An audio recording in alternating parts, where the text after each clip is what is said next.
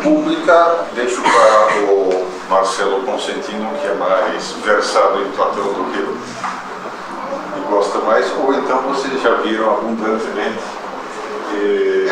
ao longo de 20 horas. Exato, ao longo de diversos dias e várias horas. Muito bom.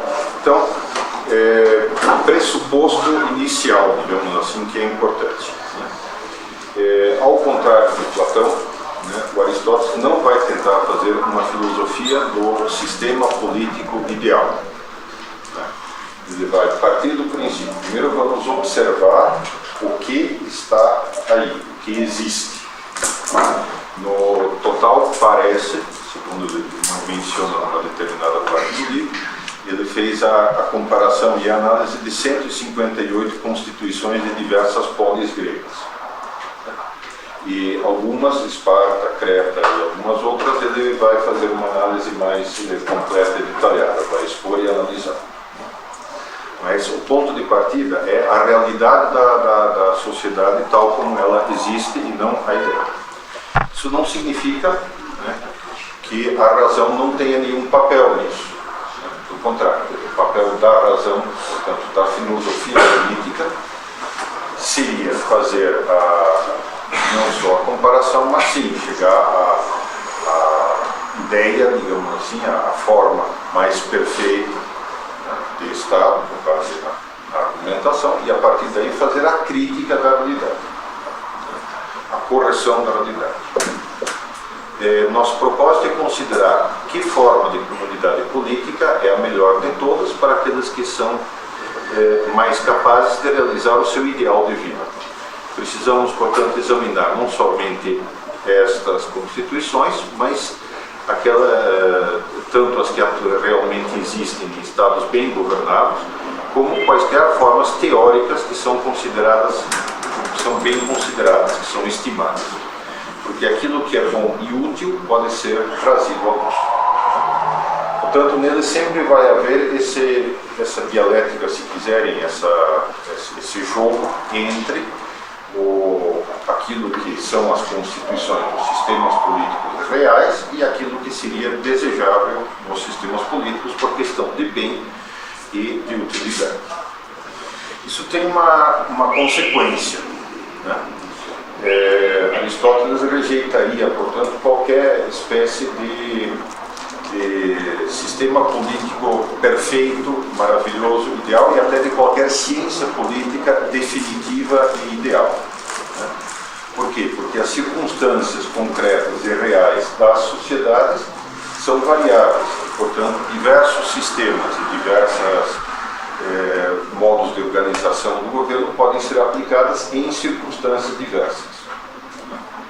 Portanto, não há o sistema válido universalmente e perfeito em si mesmo. Também não há a ciência política perfeita e definitiva. Há um estudo racional do que existe com vistas a melhorar. O critério de juízo, que forma de comunidade política é a melhor para aqueles que são mais capazes de realizar o seu ideal de vida. Né? Então, o critério de juízo para se analisar uma determinada comunidade é o quê? Grande critério. Né? Com base no que eu vou fazer uma crítica ou uma análise de determinado sistema político. Com base na natureza humana. Então, a grande base de tudo é a natureza humana. Aqui há um ponto importante e um ponto que, na verdade, é a fraqueza do Aristóteles. O ponto importante é a oposição às visões que poderíamos chamar de convencionais de organização do Estado. O Estado como um contrato social. Quer dizer, o mundo inteiro, todas as sociedades se organizariam por uma convenção entre os seres humanos. Essa é a visão moderna que vai se difundir a partir de Hobbes, sobretudo. Para Aristóteles, não.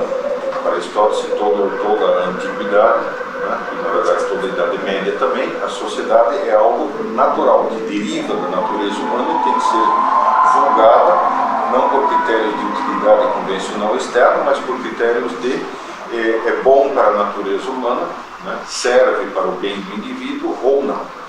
Então esse é um ponto positivo e forte. O ponto negativo é que Aristóteles não dá uma definição completa e precisa, não faz uma análise da natureza humana como um todo. Ele parte de uma espécie, ele dá esse ponto mais ou menos como conhecido, provavelmente porque Platão inteiro, né, todo o corpus platônico é no fundo uma análise uma tentativa de se conseguir entender o que é o ser humano, tanto da natureza humana. Por outro lado, ele também segue um pouco a visão da sua época, isto é, né, natureza humana é tal como se encontra nas pessoas melhores, né, com mais liberdade de atuação, mais bem situadas socialmente, ou seja, nos púdios, né, o homem maduro, autônomo e soberano, que é uma fração, na realidade, da sociedade da época dele. O escravo, por exemplo, o criminoso, o miserável, enfim, né, todas as classes, digamos assim, mais periféricas da sociedade estão completamente fora da visão dele. Isso acontece com muita frequência no modo de ver, especialmente, digamos, aquilo que poderíamos chamar a direita ou a linha tradicional versus a linha progressista, né? Tende a olhar a natureza humana como se fosse essa natureza ideal, digamos assim, que o Aristóteles pressupõe, com base em uma fração ínfima dos seres humanos, na verdade. Parte do princípio de que essas outras realidades, enfim, são uma espécie de lixo necessário que se produz para ter algumas pessoas que têm um modo de vida pleno. É preciso entender ainda o seguinte: natural para Aristóteles tem um significado que é sempre, invariavelmente, né, por nascimento, por origem. Para nós, a palavra natural soa de outra forma. Outro dia, por exemplo, estava numa aula conversando sobre bem natural, né, lei natural, etc.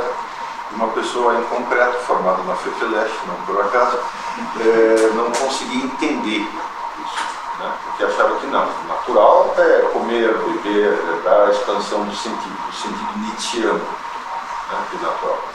Ora, o sentido nietzschiano de natural é filho do sentido de natural do Rousseau.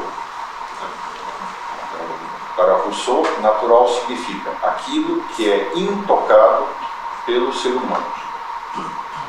Não foi modificado, torcido, transformado pelo ser humano.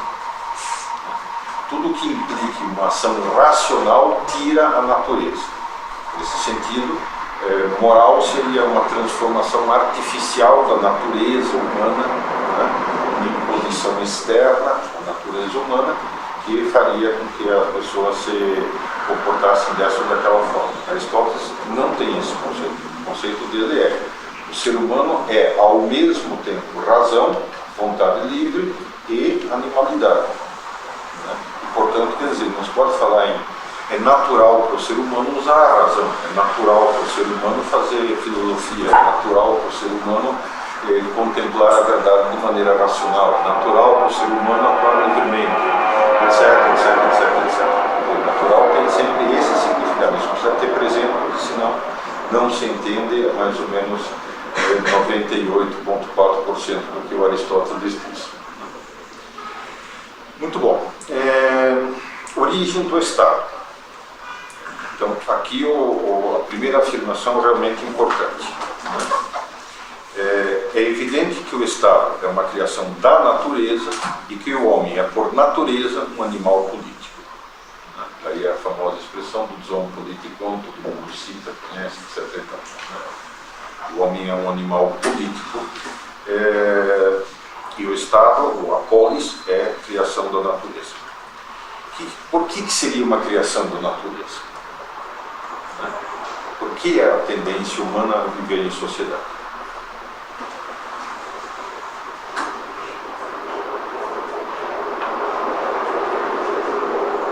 Pelo Rousseau, o ideal seria se você pudesse viver sozinho. De fato, ele postula um estado de natureza em que todos os homens vivem sozinhos, cada qual cuidando de si.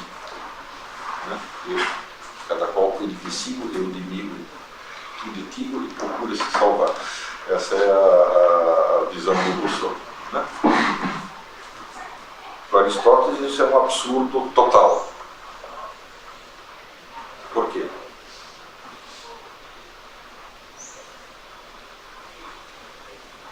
Tem uma necessidade aí, né? Bom,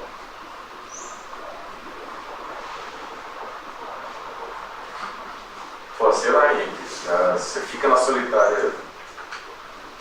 Tem gente que fica louco na solitária, por exemplo. bastante fácil. Mas Você fica em casa, passa um dia em casa só com televisão, sei lá. Porque é necessário. é da depressão profunda. Especialmente já passou do Faustão. Assim. E aí é uma necessidade, então, humana pra estar com outras pessoas, né? Certo? E, além disso, É útil, é útil também, é verdade. para quê? Você consegue mais bens, né? Isso. Um instinto social está no instinto social, né? Ou seja, uma inclinação inata para a convivência com os outros. Está implantado em todos os homens por natureza e mesmo assim, o primeiro que fundou o Estado foi o maior dos benfeitores. Porque o homem, quando é perfeito, é o maior dos animais. Mas quando separado da lei e da justiça, é o pior de todos. Porque a injustiça armada é mais perigosa. E o homem está ocupado desde o nascimento com armas que deveriam ser usadas pela inteligência e pela virtude, mas que podem ser usadas para os piores fins. Portanto, se não tiver a virtude, o homem é o mais profano e o mais selvagem dos animais, e o mais cheio de luxúria e gula. Pois a justiça é a união dos homens em estados para a administração da justiça, que é a determinação daquilo que é justo, o princípio de ordem política da sociedade. Então vamos lá, né? Depois, em outra passagem, ele diz que os homens se agrupam por necessidade, porque não são autossuficientes. Então, a natureza humana não é autossuficiente.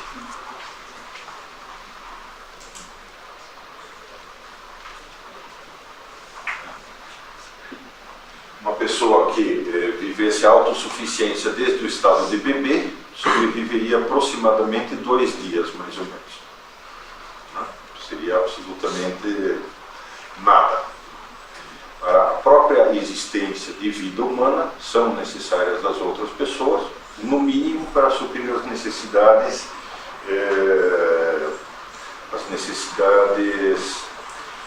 físicas mais elementares.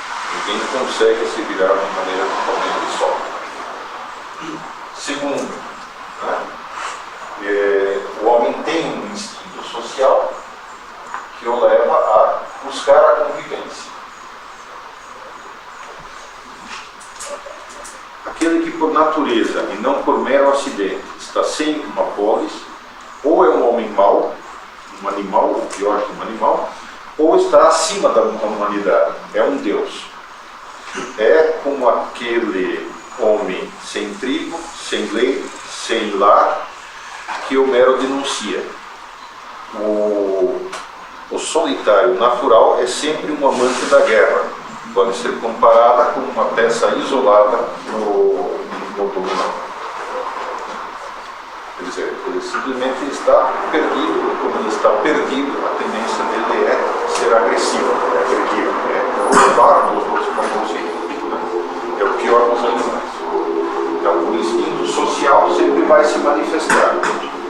Só que para que ele possa se manifestar em sociedade, propriamente dito, ele não basta para organizar, ele é um impulso para a criação de sociedades. Para que ele possa se manifestar em sociedade, precisa do quê?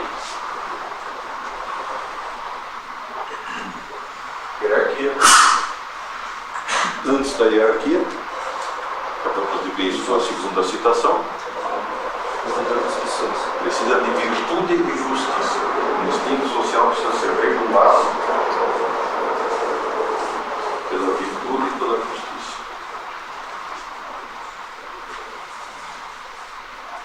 Ou seja, daqui você já tem uma primeira visão, uma primeira inclinação de qual é o fim da sociedade como um todo, do Estado como um todo. A saber? Realização dos homens. Que o Estado precisa necessariamente ser um ordenamento moral, não pode ser imoral, não pode ser um ordenamento qualquer. Ele tem que estabelecer a justiça na sociedade. Isso aqui é um avanço monstruoso com relação às concepções anteriores do Estado, que em geral são de origem e natureza mais ou menos panteísta. Os estados panteístas, de certa forma, concebem a sociedade como um todo unitário, na qual o governante, rei, monarca, faraó, o imperador, etc., é a cara da sociedade perante a esfera divina, perante a divindade, e por sua vez é a cara da divindade para o resto da sociedade.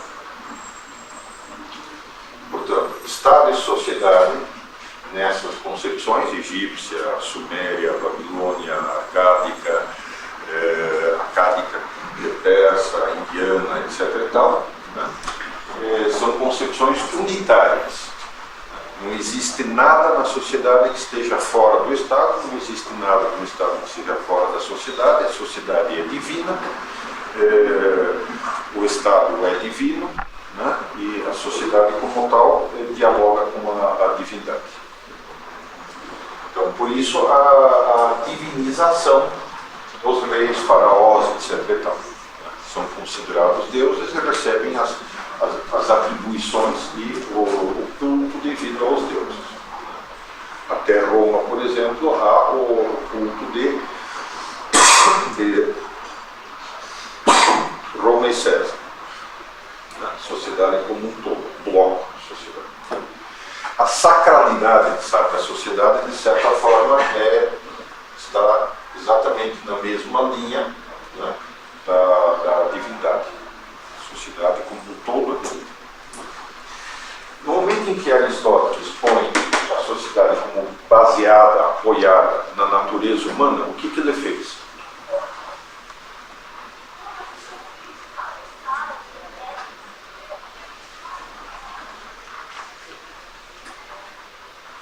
Pense um pouco, responda. Coragem. Dissociou da divindade. Exatamente, isso, exatamente. Criou um âmbito,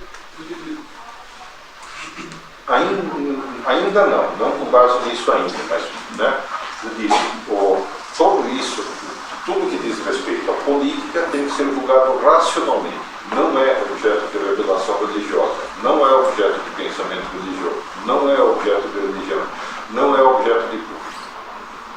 E sim uma questão de conveniência social, de bem social. Portanto, separou os dois âmbitos, o que já é um grande benefício. Ainda não é a parte mais importante, mas pelo menos já permitiu que se começasse a produzir uma dissociação entre Estado e religião. Ok.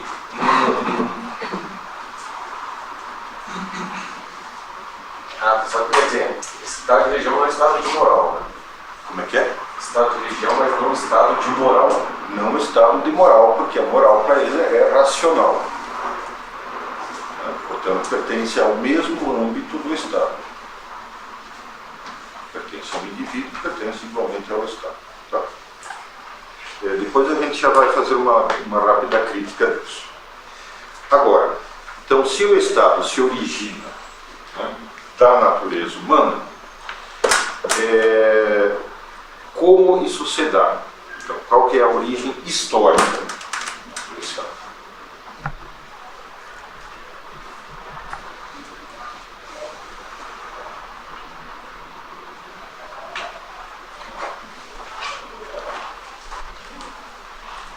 Qual seria o estado primordial que não se conhece? O estágio primordial da natureza do ser humano. Família. Família, exatamente. A família, dizendo, é a associação estabelecida por natureza para suprir as necessidades cotidianas dos homens. E os seus membros são chamados por Epimênides, o cretense, companheiros da manjedoura. Né? Ou seja, os que comem na mesma manjedoura, os associados para participar da mesma fonte de comida. A seguir, né, várias famílias tendem a unir-se no quê?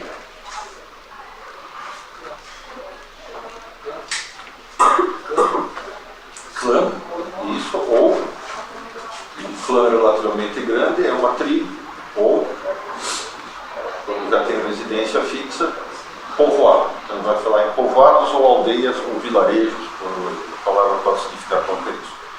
Quando várias famílias estão unidas e a associação visa algo mais do que o suprimento das necessidades cotidianas, a primeira sociedade a ser formada é o vilarejo. E quando vários vilarejos estão unidos numa comunidade singular, completa, suficientemente grande para ser quase ou completamente autossuficiente, o Estado, a polis, entra na existência, originando nas necessidades básicas da vida, mas continuando em existência pelo desejo de uma vida boa. Né? Então, você tem três níveis para ele, três níveis de organização que vão dar origem ao Estado, a polis.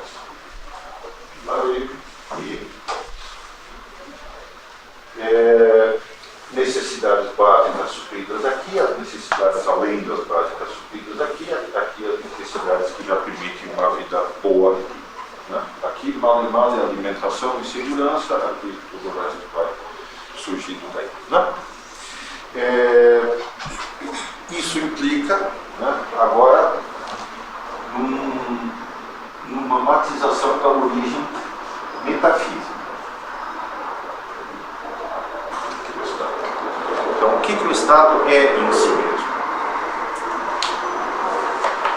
Em primeiro lugar, tem de haver uma união daqueles que não podem existir sem os outros, a saber, o homem e da mulher, para que a raça possa continuar. E essa é uma união que é formada não por propósito deliberado, mas porque, em comum com outros animais e com as plantas, a humanidade tem um desejo natural de deixar atrás deles uma imagem deles mesmos, uma perpetuidade. Né? Então, dos que não podem existir um sem o outro. Então, homem e mulher, o governante natural e o governado, né? O senhor e o escravo, e essa união serve para que ambos sejam preservados, ou seja, serve para o bem de ambos. Não é apenas para o bem dos senhores, não é apenas para o bem dos homens, não é apenas para o bem dos que dominam, e sim é para o bem tanto dos dominadores como dos dominados. Porque aquele que pode prever pelo exercício da mente, ou seja, que exerce previsão, visão antecipada, que consegue, de certa forma, ter um certo grau de previsão do futuro, né? Está, por natureza, conformado para ser senhor e mestre. E aquele que, com o seu corpo, pode pôr em prática essa visão, é um súdito, e, por natureza, um escravo. Portanto, mestre e escravo têm o mesmo interesse. E aí, não é uma visão meio horrorosa, né? Mestre e escravo, não é a dialética de mestre, escravo e torreiro? Uns por natureza estão nascidos para mandar, e outros por natureza nasceram para obedecer. E aí?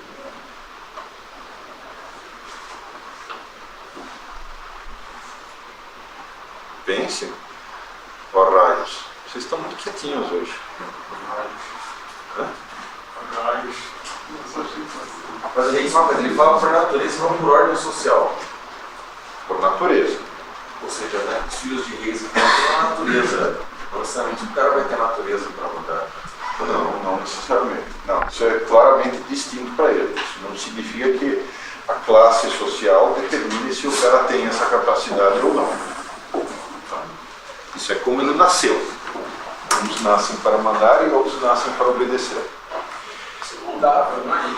Como é que é? Isso, em certa medida, moldava a capacidade de uma pessoa de mandar, moldava ao longo da vida. Parece. Em parte, sim. Né? É. O que mais? Obedece, evidentemente, à crítica que fiz ao Aristóteles anteriormente. Isto é, né? Quer dizer, essa visão do aristocrata como padrão, né, da humanidade, e ao passo que, né, as classes sociais, digamos assim, são para ele uma realidade inevitável. Isso é óbvio. Como? O risco de das classes sociais é óbvio. Sim e não. Sim e não. Né? Quer dizer, você tem que distinguir. Uma coisa é a inevitabilidade de fato. Outra coisa é se isso determina uma necessidade de, pela lei, você justificar a escravidão, por exemplo, etc. E tal. Não, isso é outra questão. Uma coisa é a igualdade dos homens perante a lei e outra coisa é os talentos pessoais. Sim, mas que tem uma disposição. A sociedade naturalmente divide em classes, mas claramente é assim. Não necessariamente precisa ser a classe do escravo, mas claramente tem classes que as pessoas nascem de Tem maneira matizes. Deixa, você vai ver que ele faz matizes aí. Isso é interessante observar. Né? Há, em alguns casos, uma distinção marcada entre as duas classes, né?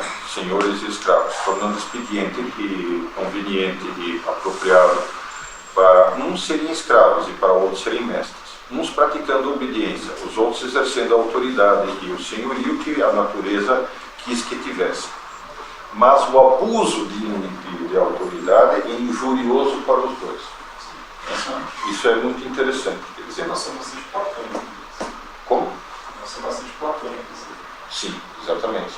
Que apesar de os homens serem diferentes, né, e apesar de qualquer situação, você observar como eles se organizam imediatamente entre líderes e liderados, só você juntar 3 pessoas com uma tarefa, alguém vai assumir a liderança e os outros 2 vão obedecer. O que ele está dizendo é que, naturalmente, né, o que é importante é que essas duas coisas não existam uma sem a outra.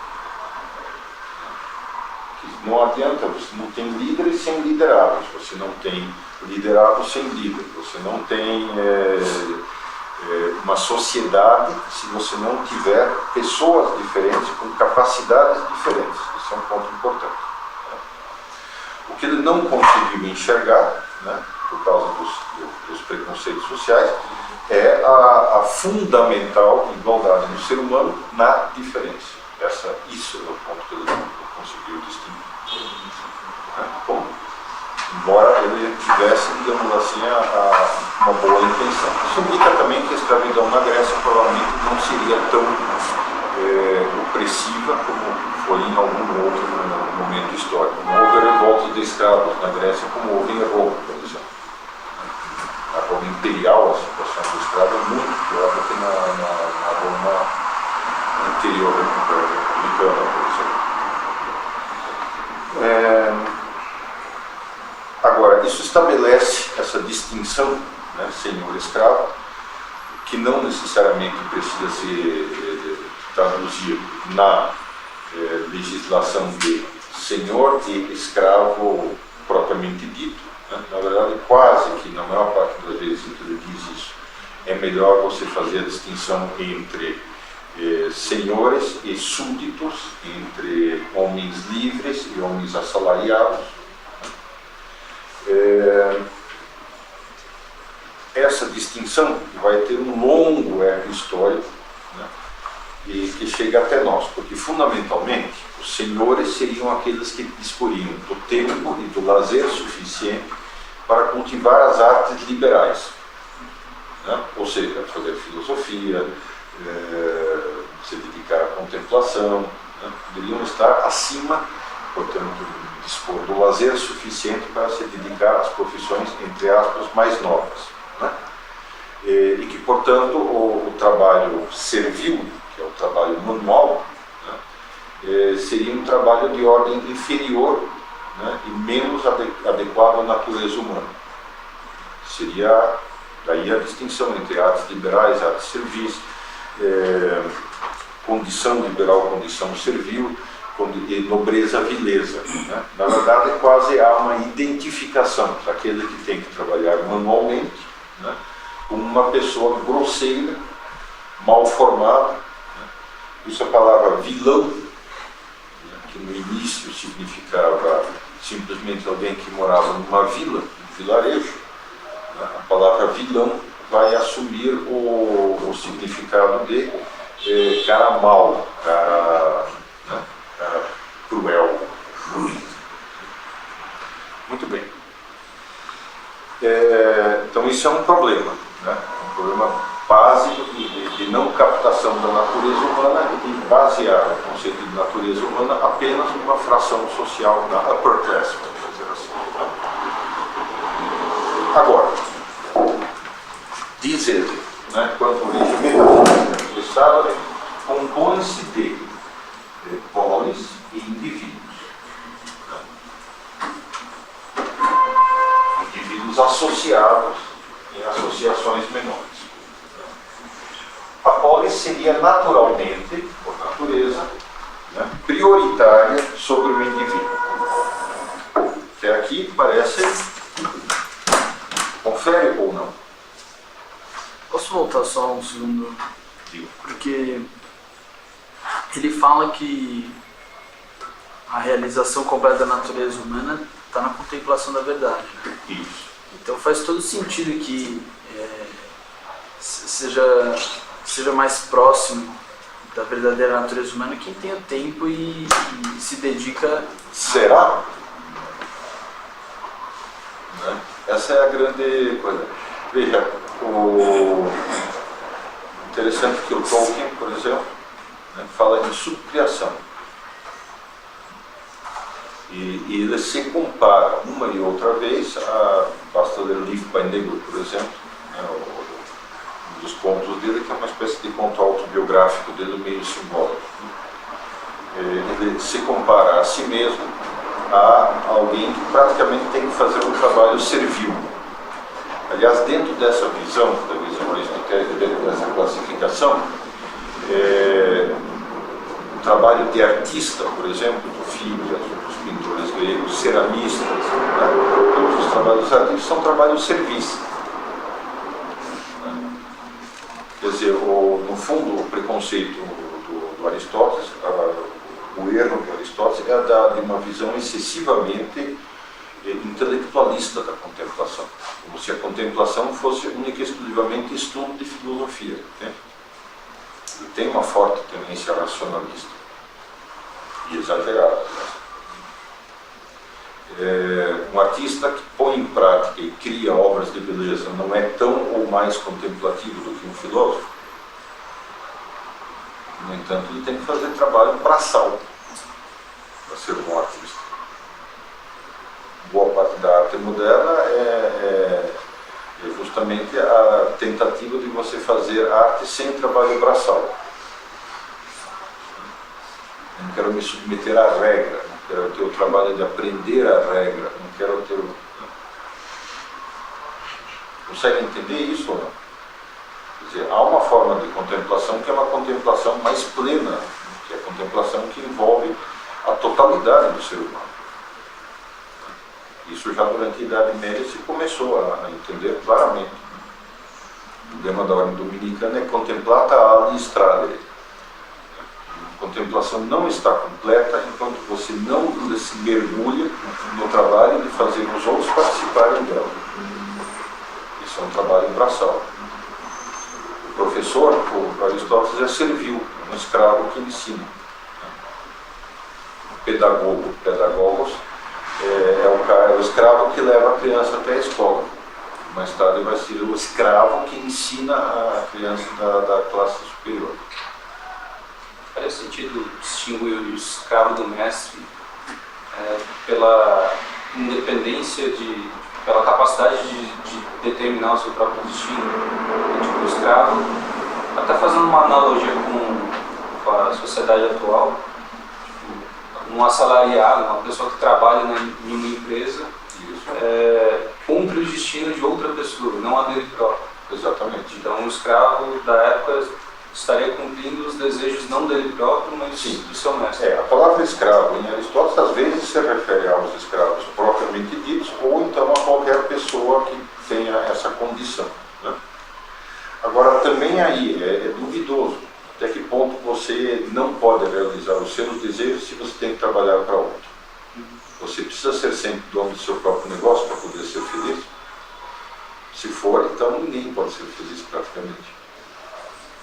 Não, mas depende da sociedade também. Em algumas sociedades, a quantidade de pessoas que têm maior disposição sobre os seus bens é maior do que em outras sociedades. Tem a tese, por exemplo, do Belloc, no Estado de Celebridades, que ele vai tratando como que, associado ao cristianismo, menos pessoas têm bens e menos pessoas têm disposição desses bens. Exatamente. Então, tem uma cidade mais industrial, mais baseada ou no Estado, ou em empresas pessoais. Uma cidade que menos pessoas têm disposição de bens. Sim, mas quer dizer, veja, uma coisa é você dizer, não, é possível que se eu tenho que trabalhar para outro, que eu seja feliz, né? Não posso dirigir a minha vida. Outra coisa é que você diga, bom, na medida do possível, é bom que as pessoas tenham autonomia econômica suficiente para poderem determinar o que elas vão fazer. Né? Por outro lado, o trabalho, digamos, você não realizar a sua vontade sempre, né, em muitos aspectos do trabalho, é algo extremamente importante e educativo. Eu falo isso por experiência. Né? A chatice do trabalho, que você vai encontrar em qualquer trabalho, mesmo quando é teu, mesmo quando você é o dono da terra e tem 30 vacas lá para te alimentar, né? Você precisa levantar de manhã cedíssimo, ordenhar os benditos das vacas, isso não é legal.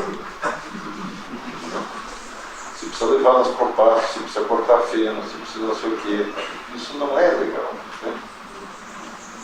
Então, você ser educado no trabalho a contragosto, né, faz bem para que você tenha uma inserção na realidade. Isso é uma noção, acho, do cristianismo mais claro. Isso, muito mais claro. Porque, por exemplo, às vezes não vai pensar isso. É. O cristianismo tem a noção de sacrifício pelo próximo, então é mais presente. Exatamente, isso. Né? Sem dúvida. No Aristóteles, digamos, só tem essa forma de sociedade servil. Né? Sim, Elisa? Até os empreendimentos de sucesso só fazem sucesso porque servem de melhor Em forma, certa de maior medida. forma às pessoas. Exatamente. Então até a pessoa que é dona do próprio negócio, ela vai servir alguém. Então, o embrião dessa ideia está colocado justamente aqui. Né? Na relação entre polis e indivíduo, né? A polis é logicamente prioritária. Né? Em caso de guerra, claro, evidente, preciso defender a polis primeiro para que isso reflita em benefício da minha família. Mas, na prática, né, a polis não pode não pode de forma nenhuma destruir essas coisas aqui. Né? Na ordem, a polis existe para preservar os vilarejos e os vilarejos existem para preservar as famílias que existem para preservar e organizar os indivíduos. Né? Essa é a visão aristotélica. Não chega a formular assim, né, o maior serve ao menor, mas quase essa ideia está presente. Quase. Concepção inversa disso seria aquela de alguns lugares dos Estados Unidos, por exemplo, Inglaterra, nos Estados Unidos, mas que o povo acha que o que serve é o trabalho manual, simples, né, dos Amish, né? Ele é mais moral até. Né? A população que contemplaria muito seria corrupta. Sobre essa corrupção, esse tipo de coisa. A O consequência preconceito intelectualista do Aristóteles gerou boa parte do racionalismo ocidental, de 1500 para cá, e isso, por sua vez, gerou as reações anti-intelectualistas. Os franciscanos, de várias seitas protestantes, etc. Mas a consequência para a ordem social seria uma negação do Estado, inclusive, né? Porque há uma Há associação uma do tendência nisso, sim. Não é à toa que, por exemplo, os franciscanos que rejeitaram o intelectualismo, né? São Francisco inicialmente queria que houvesse ascese, mortificação até da inteligência humana. Portanto, os franciscanos não deviam estudar muito, né? Logo após a morte dele foi necessário fazer as constituições que ele tinha deixado sem fazer, né? E aí você tem uma cisão entre franciscanos que vão estudar e lecionar nas universidades e outro grupo que são tendencialmente os iluminados, os franciscanos, os irmãozinhos inicialmente, os fraticelli, mas que depois deu o ramo dos iluminados, né? Nessa tendência, a tendência à anarquia é extremamente forte, né? Os fraticelli, por exemplo, eles que adotam a profecia de Joaquim de Fiore e a divisão da história humana em 3 estágios. O estágio do Pai, do Antigo Testamento, o estágio de Cristo, o Novo Testamento, e, a partir da morte de Cristo, o estágio da Igreja, que seria o estágio do Espírito Santo. E como o Espírito Santo é tudo em todos, então o cara não precisa mais de circunstâncias, não precisa mais de estruturas morais, não precisa de estruturas sociais, não precisa, é a felicidade geral de todos em todos. O que geralmente acaba na lei da selva de todos contra todos, os mais fortes contra o resto. Então é muito comum, essa tendência está sempre presente. Nesse tipo de... Essa natureza, alguma hierarquia, destoa completamente e cai no caos. Sim, claro. Isso Aristóteles tem uma visão assim completamente claríssima. A anarquia é o pior de todos os males sociais. E aí você destrói totalmente a justiça. Já teve a indicação na frase em que ele fala do homem como o pior dos animais, né? Quando não está regido pela justiça, por lei justa. Muito bom. Então, o Estado é, por natureza, claramente prioritário à família e ao indivíduo, porque o todo é, por necessidade, prioritário com relação à parte. Por exemplo, se o corpo inteiro for destruído, não haverá pé nem mão, exceto num sentido equívoco, como poderíamos falar de pé, de um pé ou de uma mão de marco. A prova de que o Estado é uma criação da natureza e prioritária com relação ao indivíduo é que o indivíduo, quando isolado, não é autossuficiente e, portanto, ele é como uma parte em relação ao todo. Quanto maior a comunidade, a sociedade como um todo, a polis, maior a autossuficiência dela mesma e de todos os indivíduos dentro dela. Agora, isso implica para eles o seguinte, que é extremamente importante que o Estado não usurpe os papéis das comunidades menores. A polis não deve de forma alguma interferir ou eliminar as diferenças entre os seres humanos. O Estado é uma comunidade de homens diferentes, uma pluralidade na unidade. Essa é a questão central. E se o reduzir a pluralidade,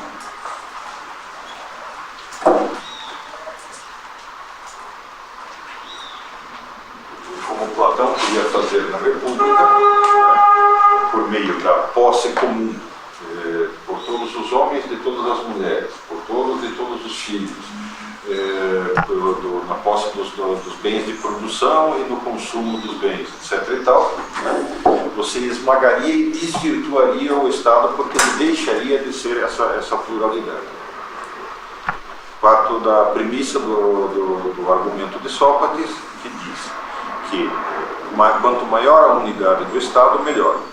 Não é óbvio que uma polis pode, no fim das contas, atingir tal grau de unidade que já não é mais um Estado, porque a natureza de um Estado é ser uma pluralidade e tender a uma unidade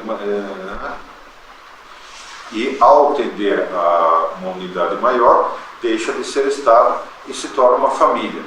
E deixa de ser uma família e se torna um indivíduo. Porque a família pode ser dita, pode-se dizer que a família é mais do que o Estado e o indivíduo mais do que a família. Portanto, não deveríamos procurar essa unidade máxima, mesmo que pudéssemos, porque seria a destruição do Estado. Quer dizer, a função do Estado existe para as pluralidades intermédias. Então, os dois pontos têm que estar presentes sempre. Quer dizer, e essa é uma visão extremamente importante.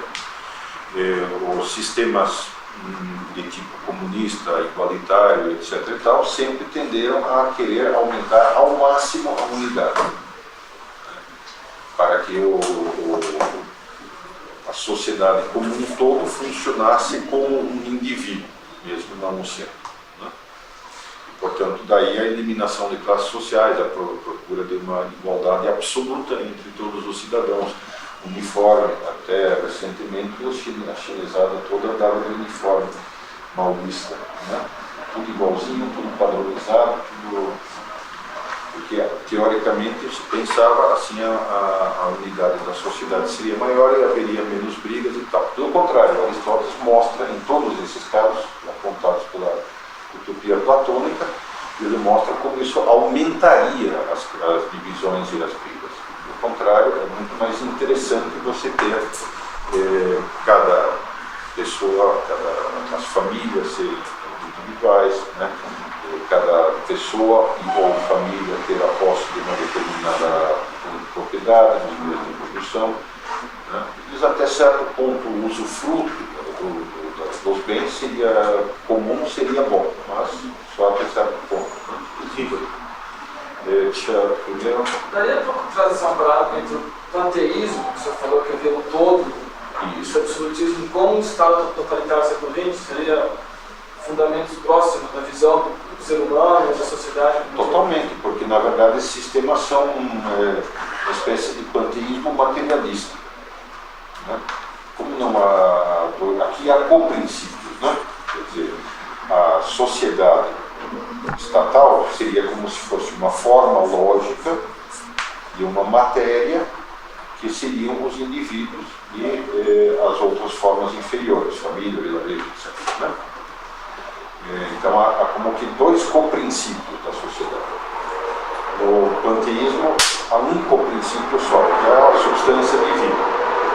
E no panteísmo materialista, né, se diz que a matéria tem propriedades divinas. Tudo que existe é matéria e a matéria tem propriedades divinas. Ela se auto-organiza, ela se auto-compreende, ela se auto-estrutura, ela auto-cresce, ela auto-tudo. Né? O que é uma visão um pouquinho assim, né? Se diz, velho, onde você tirou isso? Você isso com a matéria é visceralmente contrário a isso. Né? Então... E, portanto, aí vai tender a enxergar dessa maneira unitária totalmente a sociedade. É panteísta. Beleza?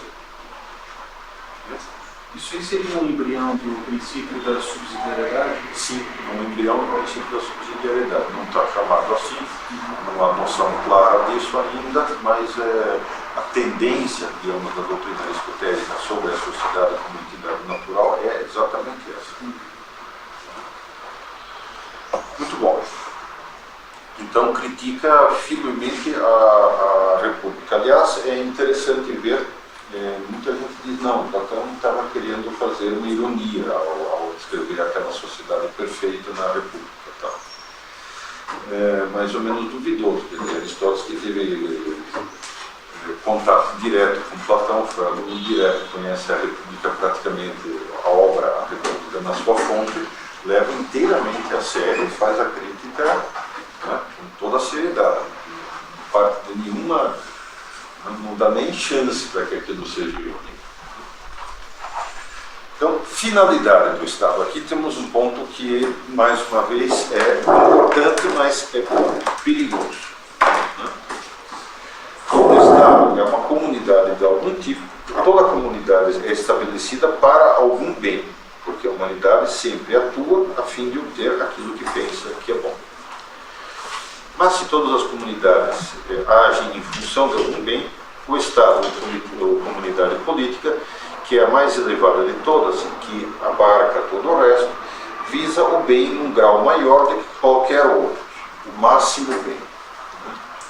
Então, o fim do Estado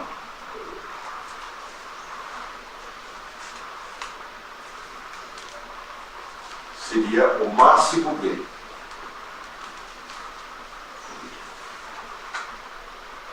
O maior dos bens. Como entender isso?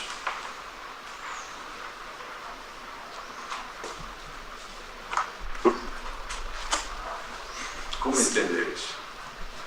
Seria, dentro desse contexto, a máximo bem a possibilidade de realização do indivíduo com as suas diferenças, ter esse espaço para se realizar. Mas o que é essa realização do indivíduo agora?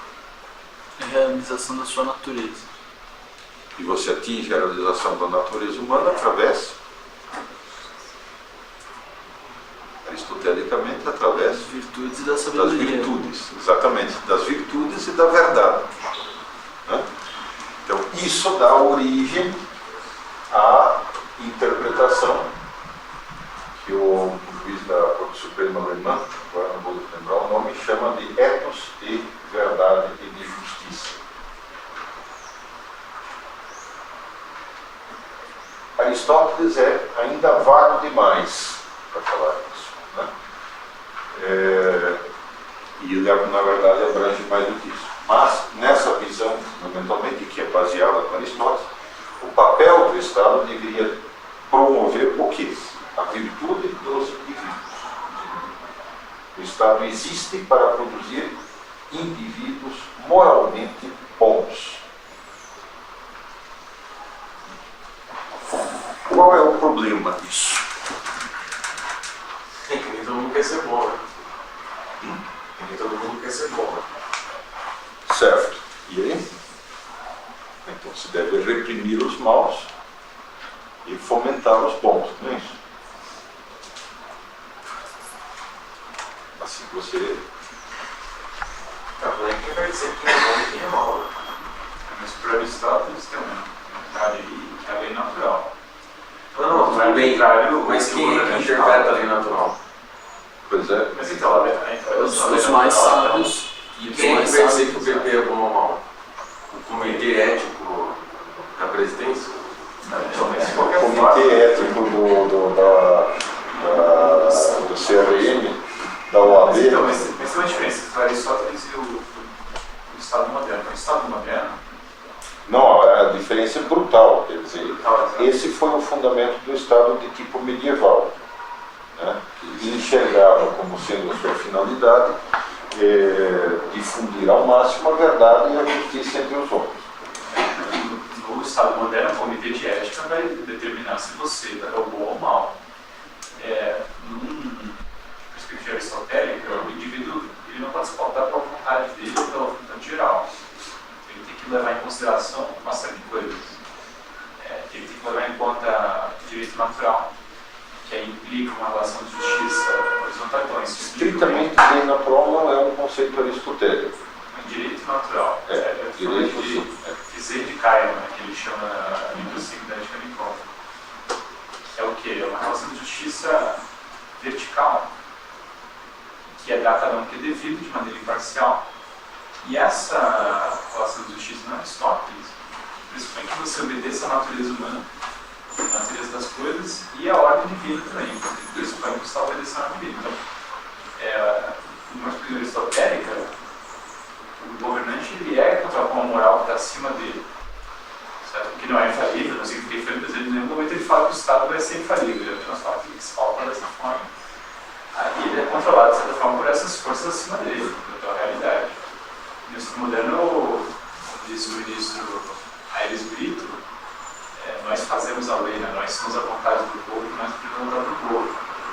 Se a vontade do povo é o fundamento do Estado, ele é o fundamento do Estado. É isso. Agora, o problema que o PP levantou existe realmente. A interpretação aristotélica pressupõe, de fato, que o homem seja capaz, etc., e, portanto, pressupõe a consciência individual, pressupõe que a inconsciência individual esteja acima. Né? Mas no momento em que você tem pessoas diversas, ninguém pode ser bom em ponta de pistola, ninguém pode ser bom por obrigação, por coação, ninguém pode ser bom pela lei. Ele pode ser no máximo impedido de fazer isso. Então esse problema fica pendente, a definição de o que é esse bem para o povo, esse é um problema que fica pendente. Porque eu acho que ele não define isso, né? Que ele fala que ele tem que apontar uma arma e brigar para ser virtuoso. Eu acho que ele imaginaria isso. Mas a tendência geral é de que a finalidade do Estado é promover aquilo que torna bons os cidadãos. Sim. Eu acho que está correto nessa acepção, embora não esteja explícito. É desejável, exato, é desejável, embora difícil, muito difícil. Sim, sim. Né? Então você precisa ter um critério diferente na hora de você julgar as ações de um determinado governo é bom ou não. Eu acho isso Ele vai julgar sempre por esse critério. Se forma cidadãos virtuosos é bom, se não forma cidadãos virtuosos não é bom. Eu acho que em São Tomás é mais claro isso. Então, em São Tomás está feita uma distinção, exatamente, que permite a distinção dos critérios. Mas em Aristóteles essa distinção não existe.